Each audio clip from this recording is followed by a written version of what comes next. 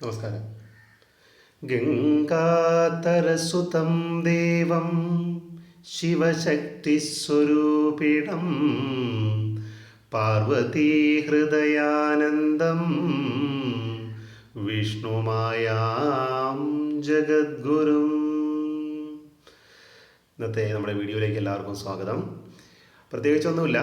നമ്മുടെ വീഡിയോയിൽ പറയുന്നത് കാര്യം, ഇപ്പോൾ പുതുതായിട്ടൊരു കാര്യം പറയുന്നത് എന്തെന്ന് വെച്ച് കഴിഞ്ഞാൽ, നമ്മൾ ഏതൊക്കെ നിലയിൽ ഏതൊക്കെ രീതിയിൽ ജീവിച്ചു വന്നാലും നമ്മൾ അറിയുന്നില്ല. നമ്മളിപ്പോൾ പല രീതിയിൽ പല മൂർത്തികളെ ഉപാസിച്ച് വന്നവരായിരിക്കാം.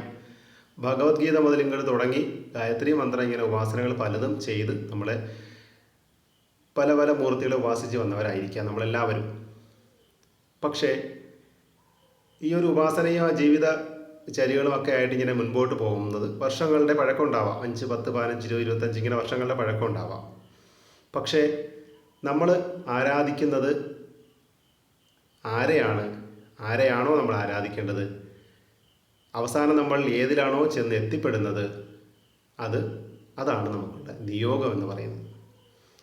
പല പല ശാസ്ത്രങ്ങളിലൊക്കെ അഗ്രഗണ്യനായിരിക്കാം, പാണ്ഡിത്യമുള്ള ആളായിരിക്കാം. വേദങ്ങളും ഉപനിഷത്തുക്കളും അല്ലെങ്കിൽ ഭഗവത്ഗീതയും ഭാഗവതവും ഒക്കെ നല്ല അഗാധ പാണ്ഡിത്യമുള്ളവരായിരിക്കാം നമ്മളിൽ പലരും. പക്ഷേ അങ്ങനെ ജീവിതത്തിലെ പല മേഖലകളിൽ സഞ്ചരിച്ച് അവസാനം നമ്മൾ എത്തുന്നത് നമ്മുടെ നിയോഗം എന്ന പോലെ ഒരു ഉപാസനാമൂർത്തിയിലായിരിക്കാം. അത് ഏത് ഉപാസനാമൂർത്തി എന്ന് വെച്ച് കഴിഞ്ഞാൽ അതൊരു നിയോഗം തന്നെയാണ്. പക്ഷേ നമ്മൾ ചിലപ്പം പഠിച്ചു വന്നതായിരിക്കില്ല നമുക്ക് കിട്ടുന്നത് എന്ന് നമ്മൾ മനസ്സിലാക്കേണ്ട കാര്യമാണ്. അങ്ങനെ പലർക്കും പല രീതിയിലുള്ള ജീവിതാനുഭവങ്ങൾ ഉണ്ടായിട്ടുണ്ടാവാം. ചിലപ്പോൾ അത് ഉപാസനയിൽ വന്നു ചേരുന്നത് ചിലപ്പം വിഷ്ണുവായ ചാത്തൻ സ്വാമി ആയിരിക്കാം, ഭദ്രകാളി അമ്മയായിരിക്കാം, കരിങ്കുട്ടി സ്വാമി ആയിരിക്കാം.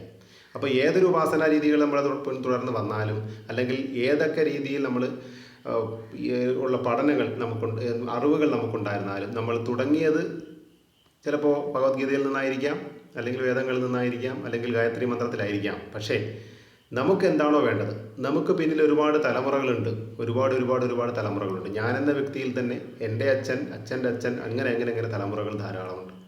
അങ്ങനെ അപ്പോൾ ആ വ്യക്തിക്ക് കിട്ടുന്നത് ഒരു നിയോഗം എന്ന പോലെ ചിലപ്പോൾ പഠിച്ചതായിരിക്കില്ല, തുടങ്ങിയതായിരിക്കില്ല. നമുക്ക് കിട്ടുന്നത് ഒരു നിയോഗം എന്ന പോലെ ചിലപ്പോൾ ചാത്തനായിരിക്കാം. അതൊരു നിയോഗവും ഒരു നിമിത്തവും ഒരു അനുഭവം തന്നെയാണ് വിഷ്ണുമായ ചാത്തനിലേക്ക് വരിക എന്ന് പറയുന്നത്. ജീവിത ദുഃഖ ദുരിതങ്ങൾ അനുഭവിച്ച് നിൽക്കുന്ന നിരവധി ആൾക്കാരുടെ സങ്കടങ്ങൾ മാറ്റാനായിട്ട് അവതാര പിറവിയെടുത്ത പൊന്നുണ്ണിഷ്ണുമായ ചാത്തൻ സ്വാമി ശിവപാർവതി പുത്രൻ. അപ്പോൾ നമ്മളെന്ന ആ അറിവിൻ്റെ ആ പൂത്ത് അതിൽ നിന്ന് തേനൂറ്റി കുടിക്കാൻ തുമ്പികൾ അല്ലെങ്കിൽ ശലഭങ്ങൾ വരുന്നത് കാത്ത് നമ്മളിരിക്കണം. അതാരായിരിക്കാം വരുന്നതെന്ന് നമ്മൾ വിചാരിക്കുന്ന ആളായിരിക്കില്ല വരുന്നത്. ഒരു പക്ഷേ എല്ലാവർക്കും നല്ലത് വരട്ടെ. വിഷ്ണുമായ സ്വാമിയുടെ അനുഗ്രഹം എല്ലാവർക്കും ഉണ്ടാവട്ടെ. നന്ദി, നമസ്കാരം.